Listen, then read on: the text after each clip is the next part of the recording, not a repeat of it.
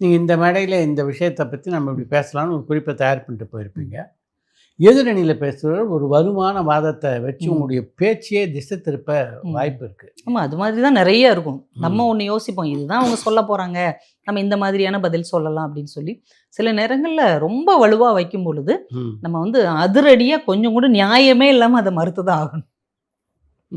சினிமாவில் இருக்கிற வில்லன் மாதிரி தான், கொஞ்சம் கூட ஈவு இறக்கமே இல்லாமல் அவங்க சொல்கிறத அப்படியே எதிர்த்து தான் ஆகணும். சில நேரங்களில் ரொம்ப நியாயபூர்வமான ஒரு விஷயத்த அவங்க சொல்லும்போது அதை வந்து பதில் சொல்லாமே நாங்கள் தவிர்த்துருவோம். ஏன்னா அதை நம்ம கேலி பண்ணுறதோ கிண்டல் பண்ணுறதோ மறுப்பு சொல்கிறதோ கூட நியாயம் கிடையாது. அது மனித தர்மத்துக்கு, நம்ம மனித தர்மத்துக்கு எதிரானது. சில விஷயங்களை அவங்க சொல்லும் பொழுது அதுக்கு நாங்கள் பதில் சொல்லாமே அவாய்ட் பண்ணிடுவோம். ஏன்னா அது மக்கள் மனசில் அப்படியே இருக்கட்டும் அப்படின்னு.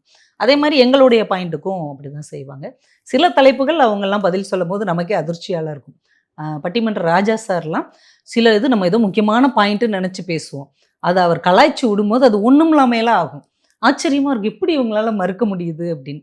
நான் ஒரு இதில் படித்தேன், டான்சேனியான்னு ஒரு நாடு இருக்கு இல்லையா, அங்கே 3.4 லட்சம் வருடங்களுக்கு முன்னாடி முத மனித குலம் தோன்றுகின்ற சமயத்தில் அங்கே ஒரு எரிமலை, அதில் ஒரு கணவன் மனைவி நடந்து போன தடம் இருக்குது. இப்போ அதை எடுத்துருக்குறாங்க.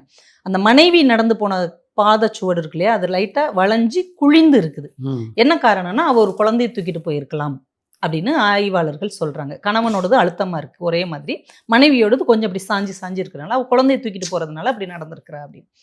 அப்போ நான் அதை சொல்கிறேன், அப்போ இத்தனை லட்சம் ஆண்டுகளுக்கு முன்னாடி கூட ஒரு குழந்தையை தூக்கிட்டு மனைவி தான் போயிருக்கிறா.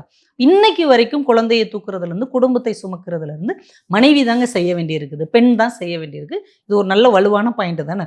இதை நான் சொன்னால் நல்லா கை தட்டிட்டாங்க. ராஜாண்ணா வர்றாங்க, அவர் கொஞ்சம் கூட அழட்டிக்கவே இல்லை. வந்து ஐயா, எரிமலையில் ஒருத்தன் மனைவியை கூட்டுட்டு நடந்து போயிருக்கான்னா அவன் மனநிலை எப்படி இங்கே இருந்திருக்கும், அவன் வாழ்க்கையை எவ்வளோ வெறுத்து போயிருந்தா மனைவியை கூட்டுட்டு அவன் எரிமலைக்கு போயிருப்பான் அப்படின்னு சொன்ன உடனே கூட்டமே ஆரவாரமாக சிரிச்சு அந்த பாயிண்ட்டை ஒன்றுமே இல்லாமல் ஆக்கிட்டாங்க. அதுக்கப்புறம் நான் எந்த மேடையிலையுமே சொல்லலை. அதுக்கு முன்னாடி வரைக்கும் இதை நான் எல்லா மேடையிலையும் நான் சொல்லுவேன், அதுக்கு பதிலே வராது. ஓ அப்படியெல்லாம் இருந்திருக்குன்னு எல்லாம் ஆச்சரியப்பட்டு போயிடுவாங்க.